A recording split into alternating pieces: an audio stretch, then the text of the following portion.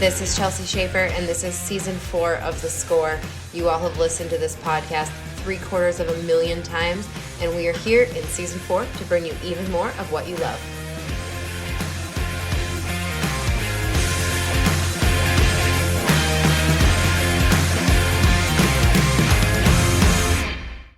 If you weren't in Cheyenne for Championship Sunday, then you definitely missed out. Hey guys, it's Kaitlin Gustave on The Short Score, and this episode is brought to you by ADM. And speaking of ADM, world champion Clay Smith and Jade Corkill won the Cheyenne Frontier Days. Clay Smith feeds ADM feeds, so what better than to have him on this episode of the podcast? Clay and Jade won Cheyenne with a time of 10-2 on their final steer on Championship Sunday, and that paid $8,930 a man. This was Clay Smith's first time to ever win the Daddy. It was actually his first time to ever make the short round, which is really shocking. He's been going to this rodeo since 2012, entering this rodeo, and his first time to ever pull a check until now was in 2019. So that's super awesome. Jade is now a 3-time CFD champion healer. He won in 2009 with Chad Masters and won in 2013 with Clay Tryon, riding very iconic horses all 3 times. So congratulations to those guys. We'll have a special interview after I do some chit-chatting with you guys. Following that, she was the second ever CFD champion breakaway roper, but she's the first ever WPRA PRCA earnings champion. That is Sawyer Gilbert, the 19-year-old from Buffalo, South Dakota. Oh man, that was some fun watching. She was 4-4 on that final calf, and that paid $12,175. She earned a total of $17,525 in CFD earnings, which is a huge payout. She's unofficially moved into the top 5 of the WPRA Pro Rodeo World Standings. She was riding a very beautiful bay horse that actually was trained by the Cheyenne Frontier Days arena director, Frank Thompson. So I think that horse kind of knew that setup, which was maybe an advantage for Sawyer.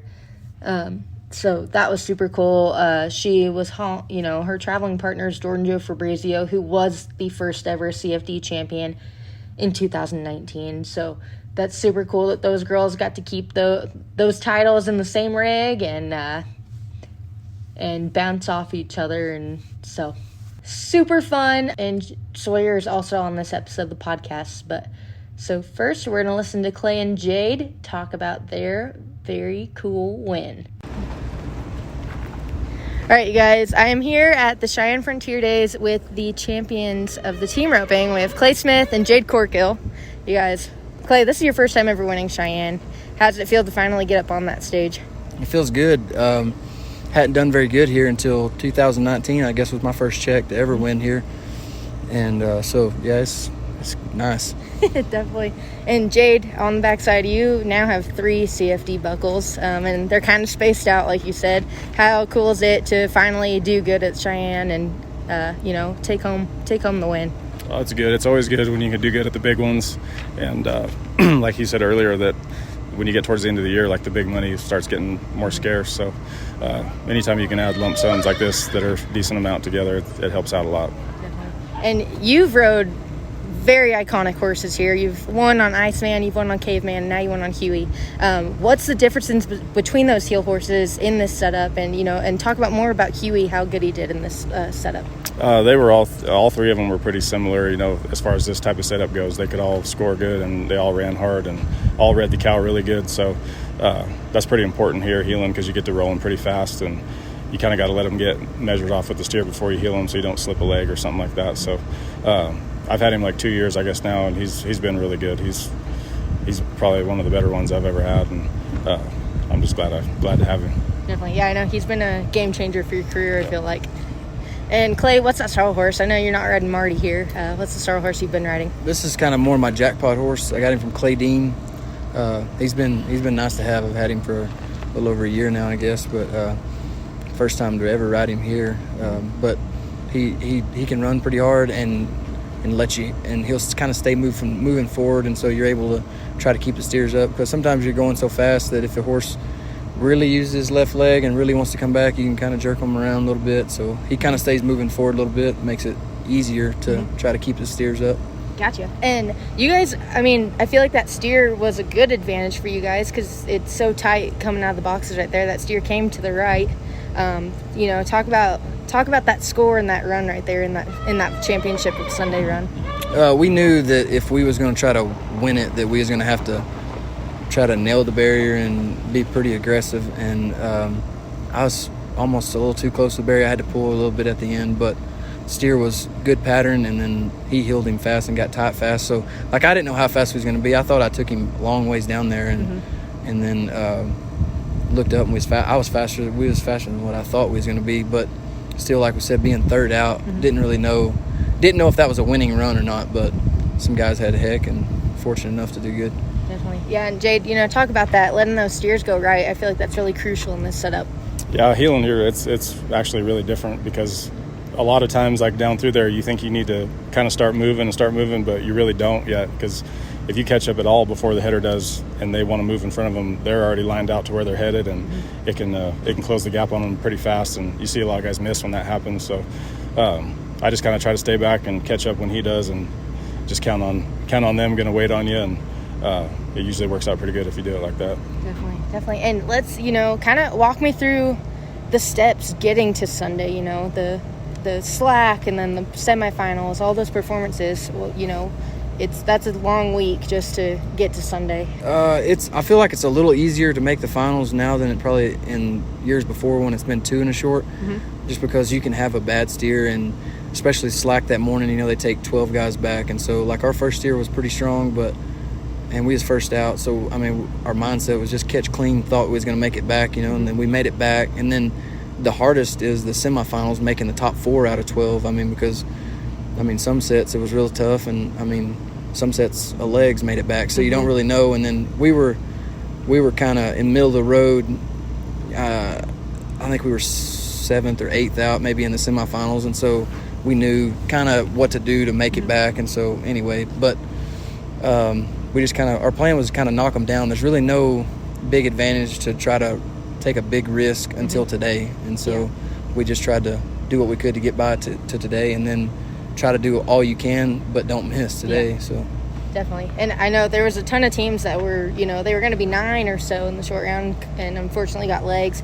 Do you guys sit back and after you rope watch the runs, or, you know, were you watching that final round? Yeah, we were just sitting at the back end watching, and you know, you don't ever wish any bad luck on anybody, but you can't do anything about it. You know, once you rope, it's up to them, and all you can do is your job. And we thought our steer was a little bit stronger, going to be a little stronger today than some, but like you said, when we were third out, all you can really do is just make sure you catch them as fast as you can, and they pay 8 out of 12, so you know, if you don't win it, at least you can still win something. So it just went in our favor today.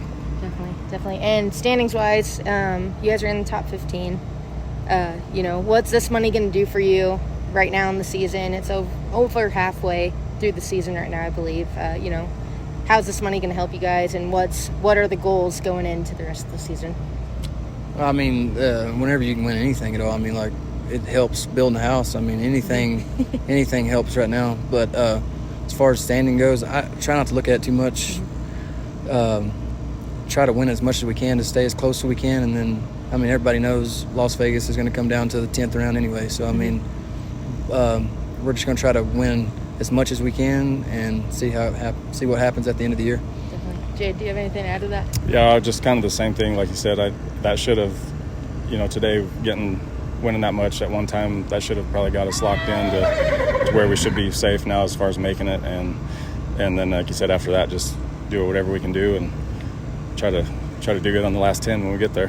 Definitely. And you guys, I know obviously because of COVID, everything was canceled last year, especially Cheyenne. To have it be back and, you know, to be able to come back and win, what does that mean to you guys? Oh, I mean, it's awesome to win. I mean, I've never even made the short round here, so it was a good turnaround. Definitely. Jade? Yeah, it's, you know, to have everything get back to somewhat seems like normal. It feels pretty good. I didn't really like it the other way, so I hope it keeps going like this.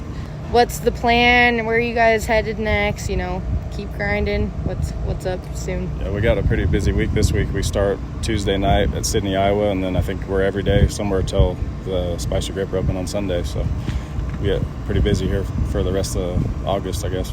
Definitely. I guess that's the first day, but still starting now. Starting now. Be Yeah. pretty busy. And Clay, you have your family on the road with you right now. Are they going to stay on the road with you? Or Our house is just getting finished, so when we go back home after the Spicer Grip, they'll probably jump out and they'll probably stay home for a little while.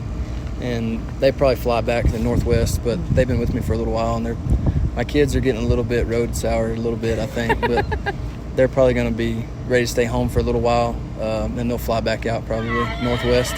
Gotcha. So what rodeos are you guys looking forward to for, at the end of the season? What's kind of your guys' favorite, I guess? I like Ellensburg.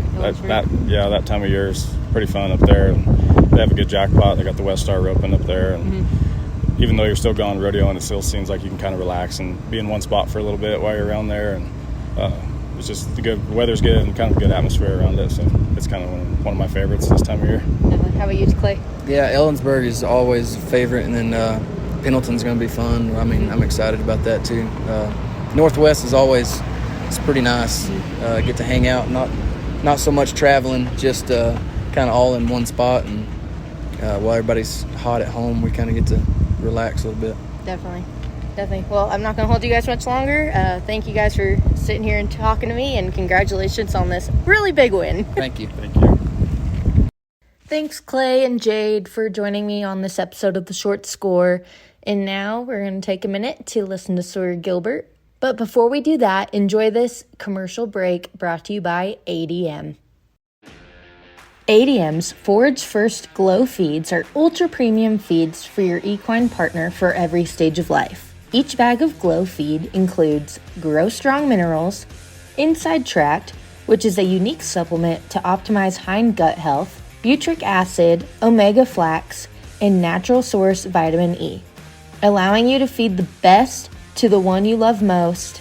Learn more and find your dealer at admequine.com. That's ADMEQUINE.com. I'm here at the Cheyenne Frontier Days with the second ever Cheyenne Frontier Days breakaway roping champion, but the first ever WPRA approved breakaway roper, Sawyer Gilbert. How does that feel? It's pretty cool. I mean, it's Cheyenne Frontier Days. Everybody wants to run one at Cheyenne, the daddy of them all, and it's even cooler to say that she ever won it. And it's really special to me that Jordan Jo Fabrizio is my traveling partner. She was the first ever to win it. We're in the same rig together. It's pretty amazing that two ever champions of Cheyenne Frontier Days are in the same rig. No, that's exactly what we were talking about on the way over here. That's awesome. That's so cool. Jordan won that first ever in 2019. Now you're here 2021 winning it. Did Jordan give you any kind of pep talks for today, or how's that going with the rig? Well, when we left, we were at Burwell, Nebraska. We were buddied together, and I had my own rig, and I was headed off back to Cheyenne, and they were going to another pro rodeo. And I asked Raven, I'm just like, you got any good advice? And he was just like, make sure you see the start. And then, I don't know, it was just like sitting in the trailer today. I'm just like, I can't believe that I am about to run one for all this money at Cheyenne. And I'm like, I have got to wear a red shirt because it is Jordan's favorite color. She won it in a red shirt. I'm like, it's going to be a thing. I know this is a good calf. I got a chance as long as I don't screw it up. It's going to be great. I got to wear a red shirt. Yeah, that red shirt must be lucky. So tell me about, did you know that calf going into it? I did. I got to watch it one other time in person, and I actually got the video from the girl who had ran it. And I was just like, he's good. He's straight down the pen. I got a real chance. I just got to make sure I see my start and go get him. Yeah, I was going to say, that had to have been probably the best calf anyone could have drawn today. I would have wanted that calf if I was up today. And going through the motions, getting ready for today, you went through the semifinals and then, or the first performance and then the semifinals and then the semifinals and then now Championship Sunday. Tell me about that trip to Championship Sunday. I guess it was a week ago on Wednesday. We showed up here for the slack, and it was pretty special. It was kind of like one of those deals. I was tired, and it was like at 7 o'clock in the morning, and I was like, damn, I gotta make sure. But my whole walking into this, I was like, if I just get out of the barrier, I don't have to be close to the barrier, just get out of the barrier and go and catch them at my first shot. it'll be good. I know I'm riding enough horsepower. And then I was riding my good mare that I'd rode all summer, and she crossed over and hit herself really hard and kind of hurt herself. And so after that, she was really sore. And so I actually had a couple days off, so I went back to Buffalo, South Dakota, and my brother Greg Gilbert was thankful enough I got to steal his horse from him. And cool. So it's my brother's horse that I rode the rest of the time. And Frank Thompson was the one who actually owned him, and so he spent a lot of time in this arena. Yeah. And so walking in there is just like, this is pretty cool. Like I don't walk in here with a chip on my shoulder, but like I just showed up with the first ever champion, and I'm riding a horse that has spent hours and days and weeks upon in this arena. I'm like, I've got a chance. I just need to keep it going for myself. That's cool, and you're not the only one in the breakaway roping that had a horse from Frank Thompson. I know Brady Good, that great horse Rango, is from Brady Thompson as well. So that's super cool that both those horses get to come back to their home arena and just dominate. Yeah. That is cool. And what do you call that horse that you rode today, and how old is that horse? I call him Big Enough, and that was what Frank called him or whatever. And everybody around the barn just calls him Big. He's quite the character. I think he's like 12 this year. But he's pretty cool. I've stolen a lot. He was my backup horse the year that I went to the American, and I've rode him. He's been in my trailer a lot. My pesky brother keeps stealing him back from me. I can't keep him out there. Yes, I can't keep him out there. Yeah, and everyone knows you with that iconic paint that you always ride. How come that paint's not in the rig? He is now. He is. I rode. When the college rodeos were going on, I was riding him a lot, and then I was trying to kind of season my mare and get with her, and so I was riding the paint horse a lot, and then I had an injury in the practice pen I hurt my leg, and so it just felt better on the paint. I just didn't have to worry about it. I just had more confidence on my paint horse. Yeah. And I think some of that, it kind of got in my head, and I started pulling on him pretty good. And so we just kind of started loping a little bit. And so I just made the decision. I was like, you know what?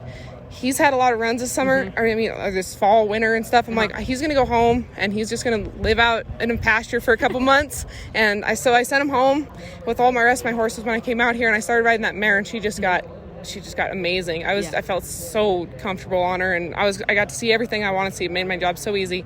And then I went home. Now that I've after the 4th of July, we've been a little slower. I got to go home and practice a bunch, and I got on him again, and I was just like, oh man, this is going to be cool. I've got 3 horses in the trailer. I just felt like for the longest time I was always like, I only have the paint horse. And then it was kind of like, now I only have the mare. And now looking back on it, it's like, I've got all 3. Yeah, no, that's a good feeling to have a good, first stringer, second stringer, third stringer. And, being on the road this much is so new for breakaway ropers.